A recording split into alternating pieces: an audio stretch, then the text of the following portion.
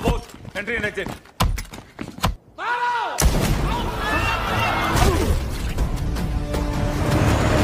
गुस्सा आ रहा है।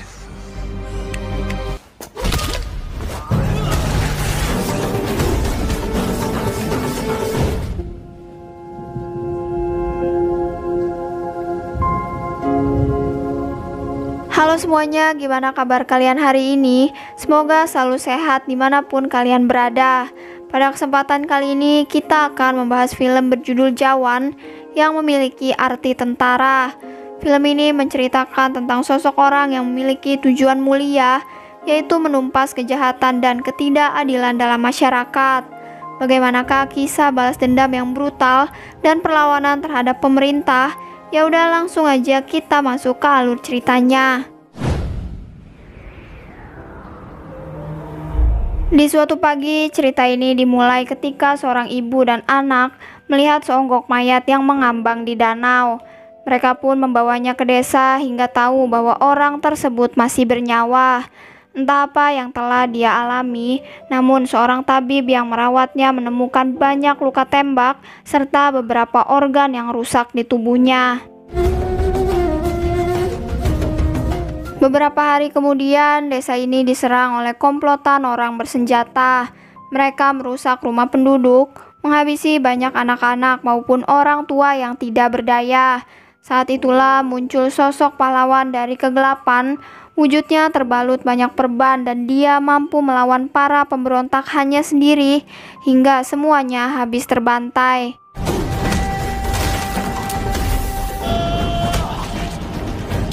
Kedatangannya yang tiba-tiba membuat semua warga menganggapnya sebagai dewa penyelamat. Namun ternyata pria itu tidak mengingat siapa dia, bahkan tidak pula tahu mengapa dia bisa berada di sana. 30 tahun kemudian di kereta Mumbai, ada sekelompok wanita bernama Kalki, Janvi, Helena, Laksmi, dan Iram. Mereka sudah terhubung satu sama lain dalam sebuah penyamaran. Lalu saat kereta melaju melewati terowongan, mereka melakukan pembajakan hingga kereta berhenti dan sukses dikuasai.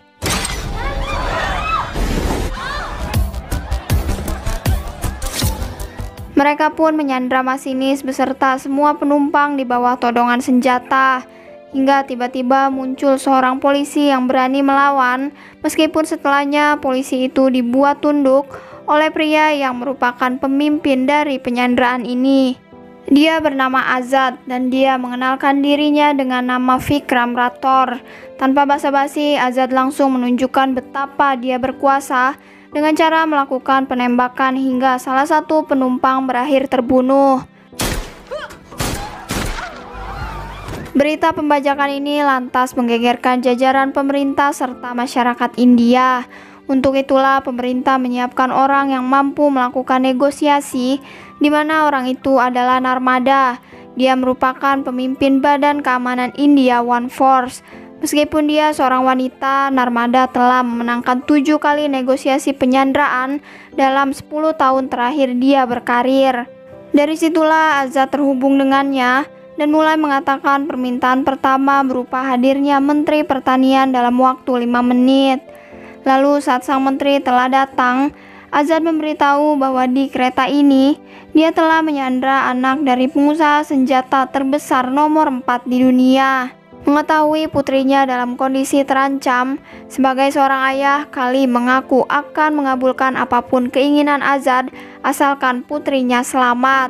Bahwa Azad ingin uang tebusan sejumlah 100 miliar sehingga Kali mau menyanggupi nominal yang dia ajukan.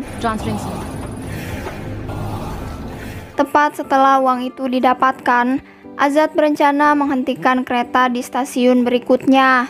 Tapi sebelum itu, dia menjelaskan kepada seluruh penumpang tentang uang yang akan dia sumbangkan pada orang-orang dengan ekonomi terbelakang.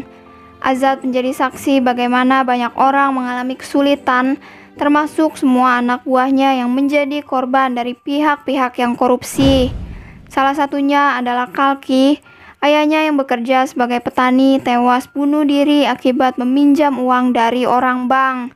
Bahkan setelah kematiannya, keluarganya dipermalukan, sehingga bergabungnya Kalki di sini berniat untuk membalaskan dendam.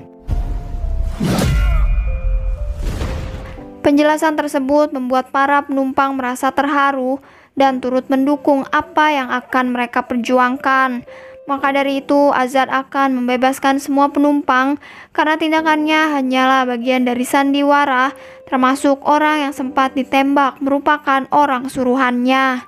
मोहतरमा जरा लंबी सांस. Singkat waktu sesampainya di stasiun, Narmada dan pasukan tentaranya telah disiapkan untuk mengepungnya.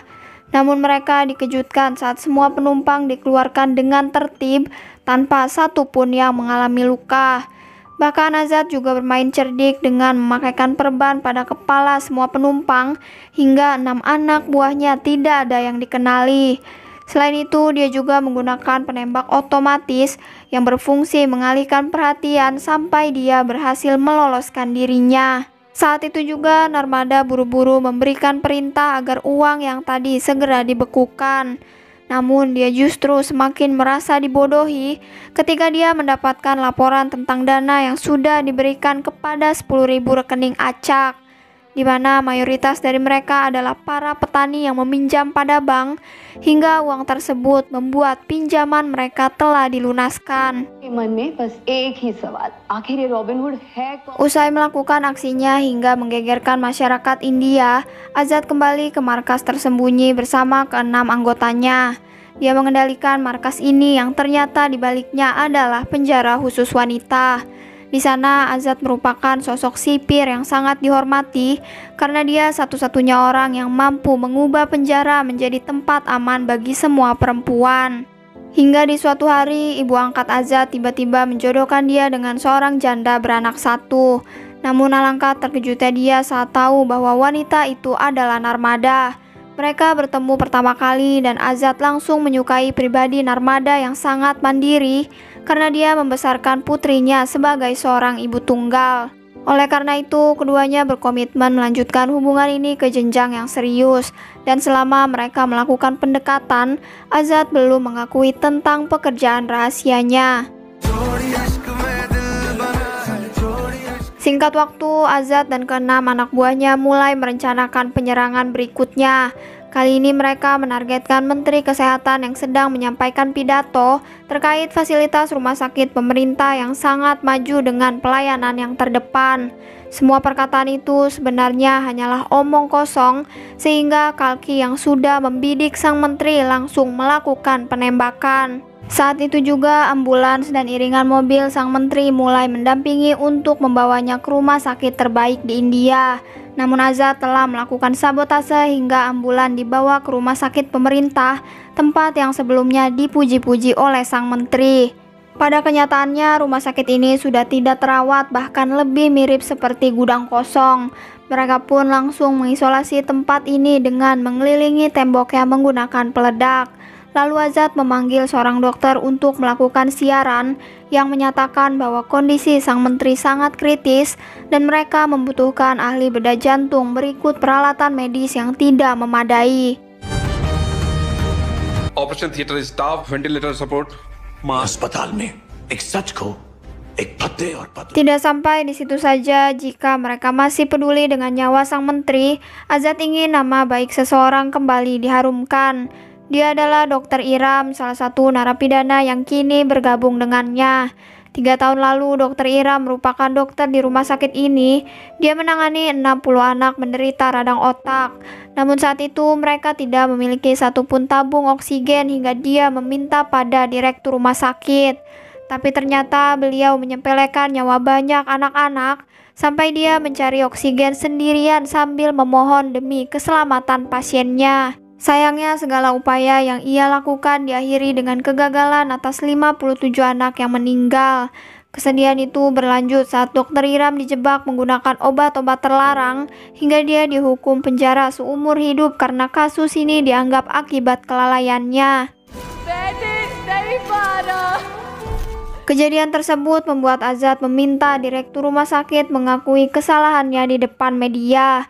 Awalnya sang direktur takut dipecat, tapi Kali yang ternyata kerabat dari Menteri Kesehatan mendesaknya untuk mengaku agar sang menteri selamat.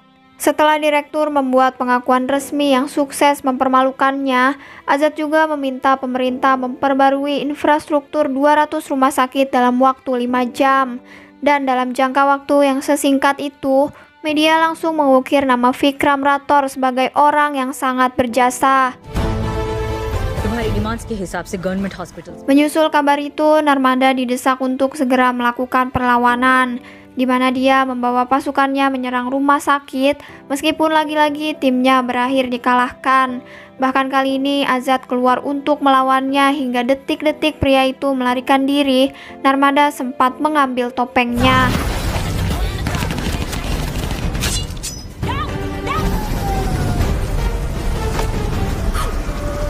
Dari situlah Narmada berhasil mendapatkan sampel rambut milik Vikram yang menempel. Namun sayang, hasil tes menunjukkan banyaknya DNA yang menandakan bahwa itu hanyalah sebuah wig.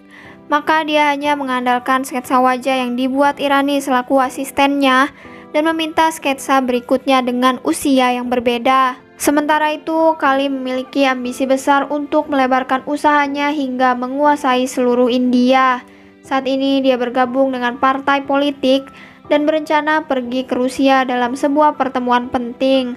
Alhasil dia menitipkan pekerjaannya pada adiknya yang bernama Guru.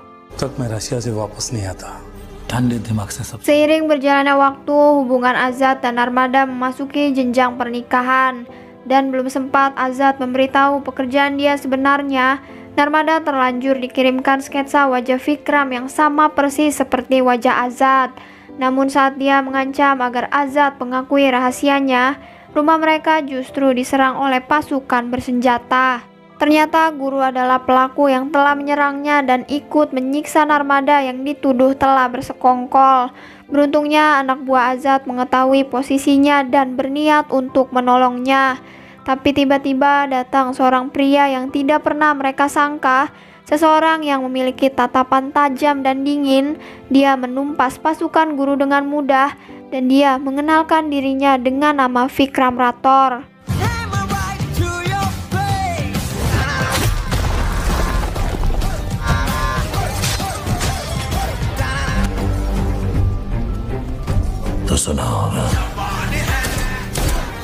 Di sisi lain, Kali mulai menemui para bos mafia untuk membangun sebuah proyek besar.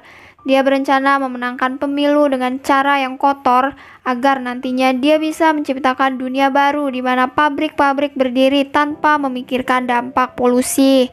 Hal itu membuat salah satu investor tertarik dengan rencananya. Hari-hari berikutnya, Azad menghilang sampai Narmada menyiapkan strategi penangkapan. Dia sudah mengetahui keberadaan keenam gadis, sehingga dia menyusup ke penjara dan bersandiwara seolah ditahan lantaran mengkhianati organisasinya.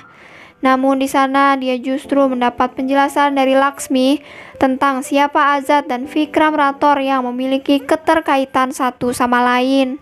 पर आजाद को समझने से पहले Adegan mundur di tahun 1986 memperlihatkan seorang bernama Vikram Rathore. Dia merupakan tentara jujur, kapten dari pasukan khusus India, dan dia memiliki istri bernama Aishwarya. Pada saat itu, Vikram mendapatkan misi penyelamatan terhadap 40 warga sipil yang diculik di perbatasan. Militer sudah mengirim tentara berjumlah 32 orang, namun nasib tragis menimpa mereka karena 26 tentara gugur akibat kerusakan senjata. Oleh sebab itu, Vikram dan pasukannya ditugaskan menyelamatkan warga sipil serta 6 sisa tentara yang disandra. Awalnya pasukan berangkat ke lokasi tanpa adanya hambatan, tapi saat sudah terjadi baku tembak, tiba-tiba seluruh senjata mereka macet secara bersamaan. Keadaan itu menyebabkan pasukan Vikram terdesak hingga satu anggotanya mengorbankan dirinya. Misi pun berhasil selesai karena Vikram mampu menyelamatkan seluruh sandera. Dia diberikan sebuah penghargaan hingga dalam pidatonya dia menuntut agar dilakukan penyelidikan terkait kerusakan senjata yang janggal. Maka dari itu petinggi militer memanggil pemimpin perusahaan senjata yang ternyata adalah Kali Gaekwad. Dia memberikan keterangan yang terkesan membela diri dan menyalahi penggunanya yang mungkin belum mengerti cara kerja senjatanya. Bahkan dia berniat mengganti rugi berapapun nominalnya, seolah nyawa semua tentara bisa dihargai. Saat itulah Vikram menunjukkan cara kerja senjata sekaligus menodongkan langsung tepat di depan wajah Kali. Itu membuktikan bahwa senjata memang rusak dan benar-benar kesalahan dari pihak perusahaan. Dengan begitu, Vikram menolak bayaran ganti rugi dan sebaliknya perusahaan Kali terancam di blacklist dari kerjasama. Gaekwad दोषी पाए जाते हैं तो उनकी कंपनी को Merasa sangat dipermalukan, malam itu juga Kali menyerang Vikram dan istrinya ketika mereka berada di rumah. Lalu Vikram dibawa pergi meninggalkan istrinya yang ditahan oleh 3 orang polisi korup. Mereka menjebak Vikram dengan bukti penjualan informasi militer dan istrinya dipaksa menandatangani persetujuan bahwa dirinya tidak terlibat. Namun alih-alih setuju, Aishwarya justru melawan ketiga orang itu. Atas pembunuhan 3 orang polisi, Aishwarya ditetapkan sebagai seorang tersangka. Sedangkan Vikram dibawa pesawat sampai ke perbatasan, di mana Kali menembaknya dan membuang Vikram hingga dia dipastikan meninggal. तुम्हारे पति को तो मार दिया। Setelah itu, negara menetapkan Vikram sebagai pengkhianat nasional. Hidup Aishwarya seketika hancur karena dia juga harus menjalani hukuman gantung. Namun seperti ada keajaiban, eksekusi dibatalkan karena ia sedang hamil dan hukumannya akan ditunda sampai anaknya berusia 5 tahun. Semenjak saat itu, banyak napi yang percaya pada cerita Aishwarya dan mereka menunjukkan rasa pedulinya. Hingga waktu berjalan sangat cepat sampai Aishwarya melahirkan seorang putra yang diberi nama Azad. Selama bertahun-tahun, Azad tinggal di penjara dan sudah seperti anak kesayangan semua napi. Hingga saat usianya genap 5 tahun, Aishwarya menitipkan Azad pada sipir yang akan menjadi ibu sambungnya. Saat itu Azad memang tidak mengerti apa-apa, tapi dia percaya Azad bisa membuktikan bahwa ayahnya bukanlah pengkhianat, melainkan seorang kesatria. Itulah sebaris pesan perpisahan sebelum Aishwarya menjalani hukuman mati. Sejak hari itu, Azad dirawat oleh sipir yang menjelaskan kisah ibunya secara runtut. Azad bahkan kembali ke penjara sang ibu, dan dia melihat bayangan ibunya pada semua tahanan wanita. Itulah cerita yang membuat Narmada terharu dan berbalik percaya pada Azad sepenuhnya. Kembali pada masa kini, Azad yang sempat pingsan telah dibawa ke tempat yang aman. Di sana Azad berhadapan dengan polisi yang pernah dia temui di kereta. Singkatnya, dialah orang yang mempertemukan Azad dengan Vikram karena pria ini tinggal di desa suku India Timur di mana dulu Vikram ditemukan jatuh dari pesawat. Dia juga yang mencari sisa anak buah Vikram yang ditandai dengan tato di lengannya. Kini Vikram memang mengalami lupa ingatan tentang siapa dia dan masa lalunya. Tapi dia percaya bahwa Azad adalah putranya dan dia akan membantu apapun rencana yang akan Azad lakukan. ये जो लड़ाई है, इसमें हम सब तुम्हारे साथ रहेंगे। Sementara itu, Narmada yang telah berpihak dengan Azad justru dihianati dengan timnya sendiri, di mana Irani menculik putrinya dan bersekongkol dengan Kali untuk membunuhnya. Hal itu membuat Vikram bergerak menghadang mobil yang membawa putri Narmada. Sedangkan Azad melawan Irani beserta pasukannya lewat dukungan ratusan tahanan.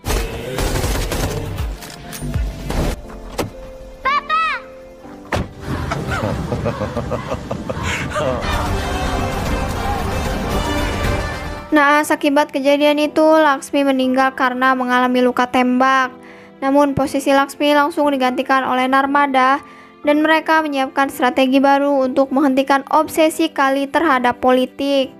Diketahui Kali membawa uang sogokan pemilu pada sebuah kontainer dan misi mereka adalah menyitanya.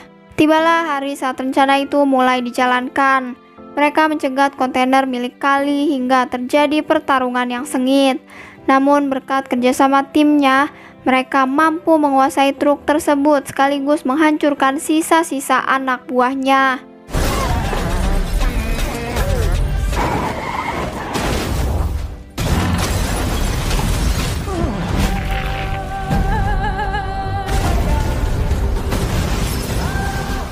Sayangnya, rombongan tim Kali kembali muncul dalam jumlah yang cukup banyak. Hal itu membuat Azad diminta untuk pergi, sedangkan Vikram dan rekannya berusaha menghadang meskipun rencananya gagal ketika mereka terpojok dan berujung tertangkap. Tidak lama kemudian, Azad menyabotase tayangan di TV dengan identitas samarannya. Dia melakukan siaran live hingga Kali dibuat bingung mengapa ada dua orang dengan wajah yang sangat mirip. Pada video itu, Azad mengaku telah menyandra seluruh tahanan di penjara hingga pemerintah pontang-panting menurunkan 100 polisi di bawah perintah negosiator ternama. Namun nyatanya 100 orang itu tidak berdaya saat dihadapkan dengan para tahanan yang sudah dipersenjatai.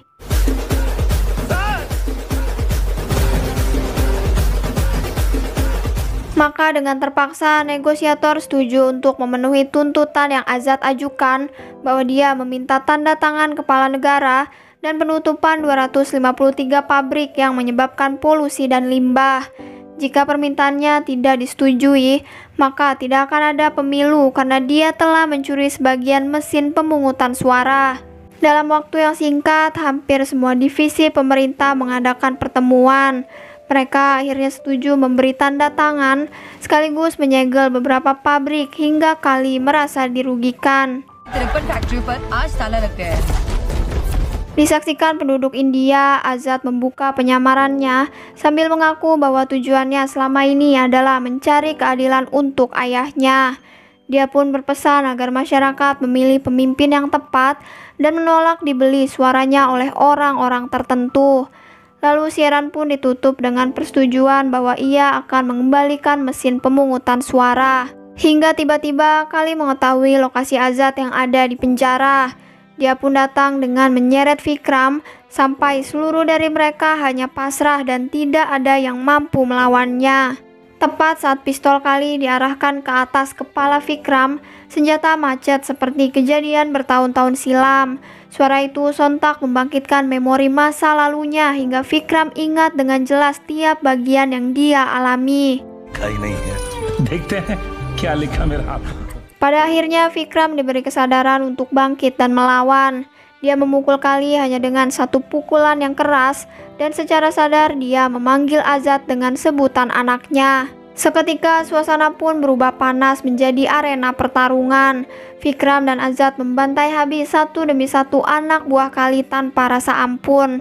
Bahkan Kali juga telah dibuat babak belur sebelum mereka menggantungnya dan mengucapkan hal yang sama seperti apa yang pernah Kali ucapkan dulu kepada ibunya.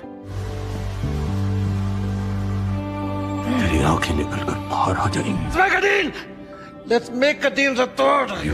Love you, Vikram. Adegan diakhiri beberapa bulan setelahnya ketika Azad bersama timnya berada di Swiss dan menargetkan Swiss Bank untuk operasi berikutnya. Joy will make handsome a dull boy.